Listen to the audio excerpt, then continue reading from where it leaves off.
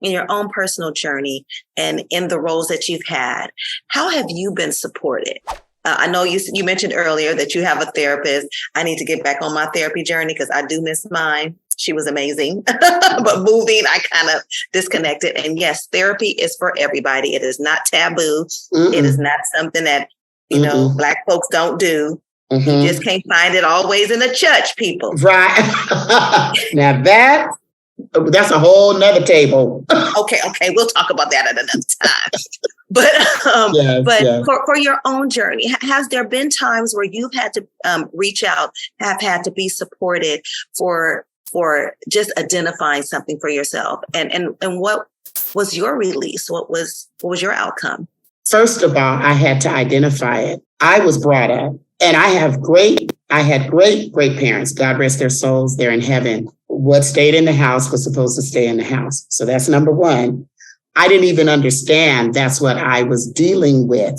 And I'm a psychologist working with people. So it took that to help me realize, wait a minute, what I just helped this person with, that's me. They're talking to me. I am a very solid Christian. I love the Lord. If it wasn't for God, and I was brought up in the church, but I didn't really have a relationship with God until I got to the church that I attend now. And I'm going to tell you why.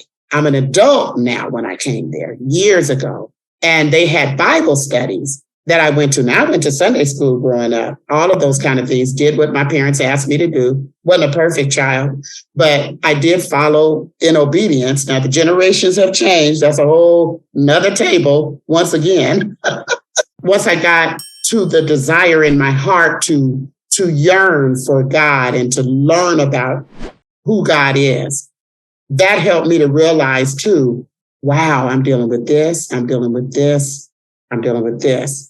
And how dare I try to talk to somebody else about things, help them, and I'm glad. But then I'm not even trying to help myself. Am I taking the same advice? And that's in a lot of professions. The very thing you're helping somebody else and supporting somebody else with, what are you doing to equip and replenish and fuel your energy?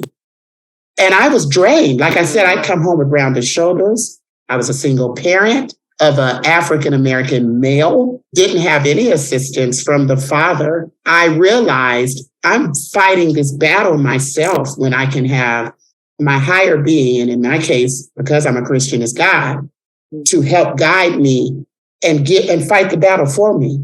That's what his living word says he'll do. So that's another thing. Not everybody are Christians, but that is what helped me to realize you have some issues that you need to address. And so then getting rid of that luggage of the bags that I was brought up under, and it wasn't that they felt like it was bad things or anything. It's just what they were learned and told when they were brought up too. I did accept that I had some issues. I still do.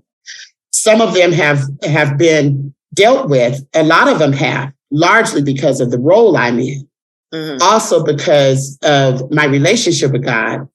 Also because I've had good people that I could, friends, not a lot, but a few, friends that I could talk with, family members that I could talk with. My parents, like I said, were good parents, and they evolved with the times. I'll give them that. So they were key also in my development, but mainly my therapist. Once I accepted that I needed to also be able to have somebody to talk to. And the right one, not everybody is. Not every rapport is achievable in those relationships. That's another thing. So rapport is everything, with you trusting the individual to talk to. It's one thing to be legally bound in counseling to say, you know what, I can't say anything that you share with me, da-da-da-da-da. We can say that old cliche, but for them to believe it and accept it and trust that you're going to do that is crucial. It's crucial. Yeah. And so, yes, that's what I've done is I've sought out support, and I've used the very things that I am fortunate enough to be in position to have helped others. I've taken it on myself instead of just helping others. I realized, look, Vanessa, you almost are dying in your spirit because you aren't using the things that you shared with others to use, and you've seen successes in them. So trust that you will see that success in your own self. Yeah. It's like you have in your position, like literally a bounty of resources for maintaining your own mental health, to making sure you're checking in, making sure that someone is checking in on you. But isn't it amazing when we know we have the access to things, that those are the things that sometimes we don't even use? And you know what, Doctor? I'm telling you, Dr. Harris, it's so important to know that not everybody does have the resources. You should innately have it in you to want to see others succeed. It shouldn't take you being a psychologist, a therapist, a doctor, or, to want to see that healed, that wound healed, or that hurt healed, or that, like I said, the emotional stuff you can't see unless you see a person's actions. Not everybody has the resources. So what should we do as a human race to help those individuals? We got to stop judging and thinking we know what that story is of that person by looking at the outside cover. Most employers have some type of emotional assistance program, right? Some type of EAP. They really for should. Their employee, and for their employees, if for employees to have a place to call, a place to go. I know that my organization has it. My past organization has had it. I'm wondering how many companies, organizations actually advertise it to their employees. It's usually not until something happens that someone will bring back to someone's memories. We also have this. If you're feeling a certain way, if you think this has happened, don't forget you can use this service. That seems like something we need to have on the table at all times, because you never know when someone may be going through something. Yes. Because if we wait until people get to their wits' end, their candle wick is at the bottom, or they've pushed so much stuff under the rug that they're tripping over the debris, it's already too late. It's already too late. You can pair that with, that's a tongue twister, with medicine. You know how they have the term preventative medicine now? Preventative, yes. Well, what that stemmed from, and preventative strategies now, what that stemmed from was because we were spending so many dollars on treating after the occurrence of the thing instead of promoting the preventative ways that you can identify something before it happens. Again, not a perfect system, but it does help alleviate those things if you start, let's say, yearly going for a checkup, a physical. They even have programs now in some of these businesses where some part of your benefits is if you do the teeth cleanings and the flu shots and these things, you get a certain amount of money at the end, retro back to you because you did those preventative measures. Yes. So even in mental health now, because we went through a very severe ordeal that we're still just on the heels of, I guess you would say, maybe achieving as solutions, is the pandemic. Yes. That opened up a lot of things for a lot of individuals to realize that mental health is real. We look at Vietnam and all the veterans that unfortunately suffered through all of those things, and they're just now having programs and things like that to try to help them. And a lot of those are in the ground because they never got a chance to get those things, because finally somebody or somebody's decided that it was necessary to look into these severeness of the responses and the reactions of how some of those men and women were acting when they got back.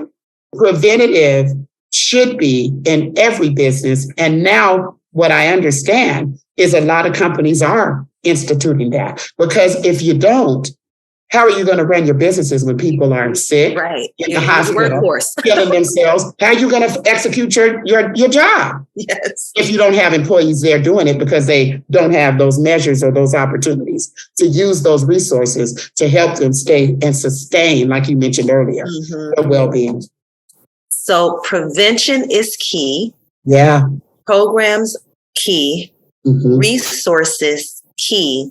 But more importantly, identifying when you find yourself not moving in the same way, not speaking in the same way, not performing in the same way, or maybe not even connecting with people in the same way.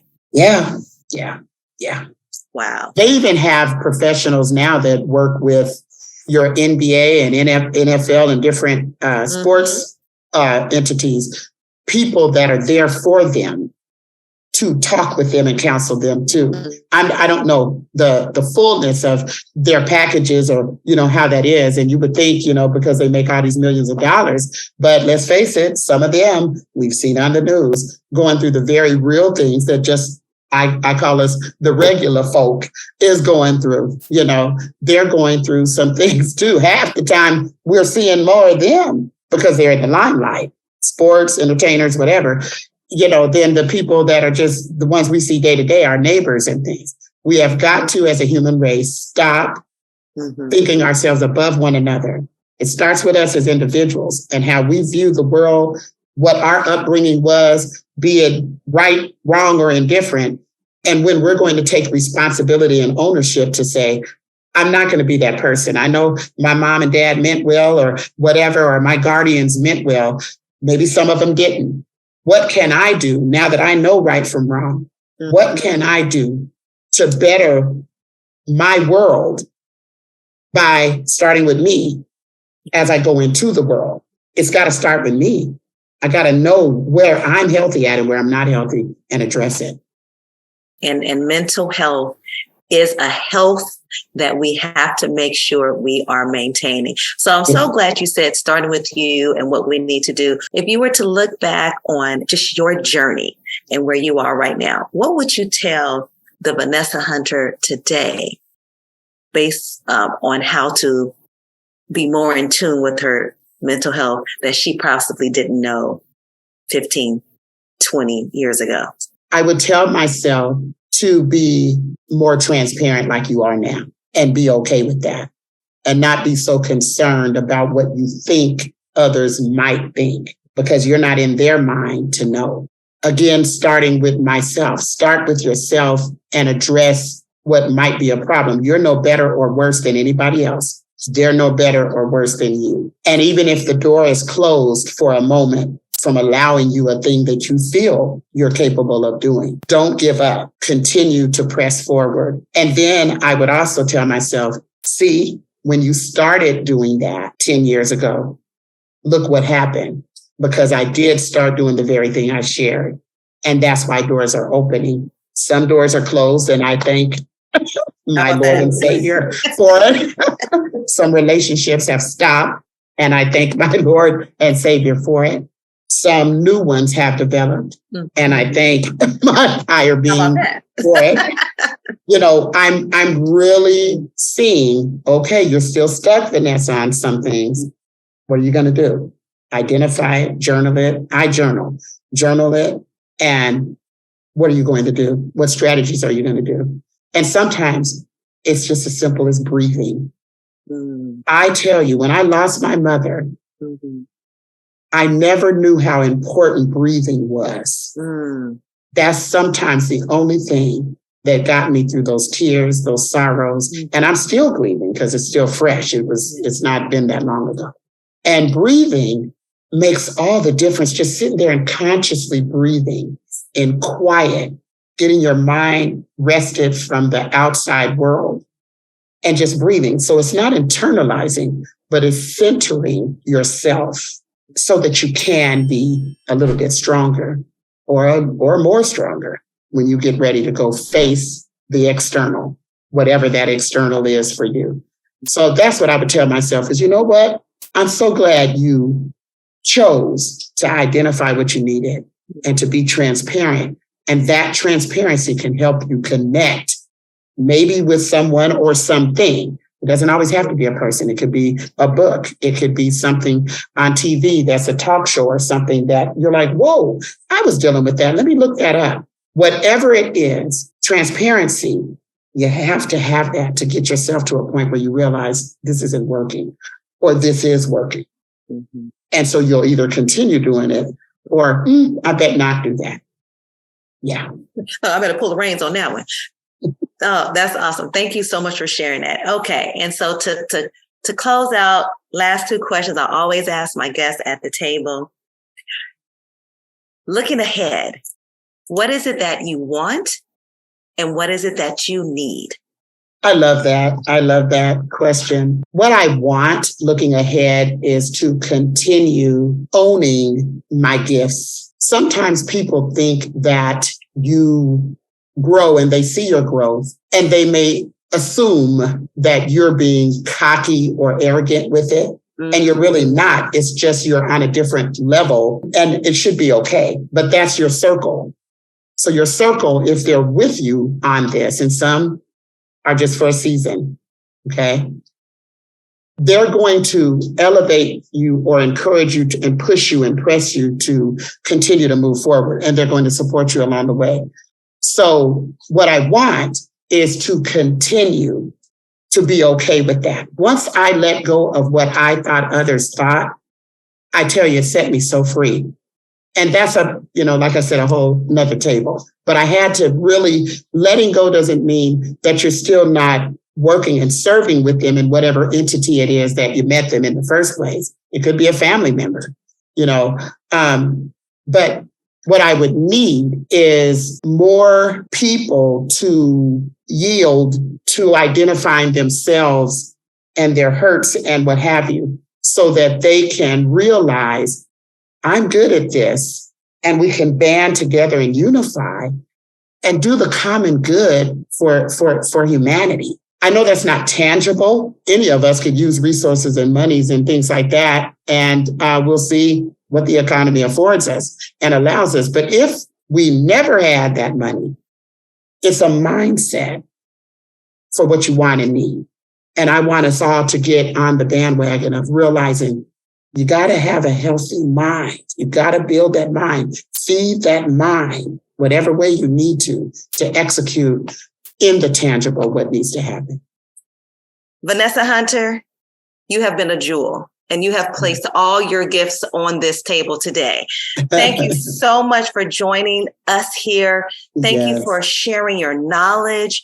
Thank you for setting yourself up to come back to the table, because you said about 3 or 4 times that's a whole nother table topic. Mm-hmm, so the table is set and your seat remains. I love this table. It has been a pleasure. You have been such a wonderful host, and I'm so proud of you. Because we go way back too. We don't want to talk about all that right here. We go way back too. And I'm so, so proud of you. And I appreciate you giving me the opportunity to share. Oh, it's been my pleasure. And thank you all for being here today on the Gifted Table and for tuning in. Don't forget to give this video a big thumbs up. Share it with someone who needs to hear this message about empowering themselves with mental health. We all need to hear this. If you're not currently a subscriber, please be sure to hit the subscribe button so you can get the notifications when the videos are coming out.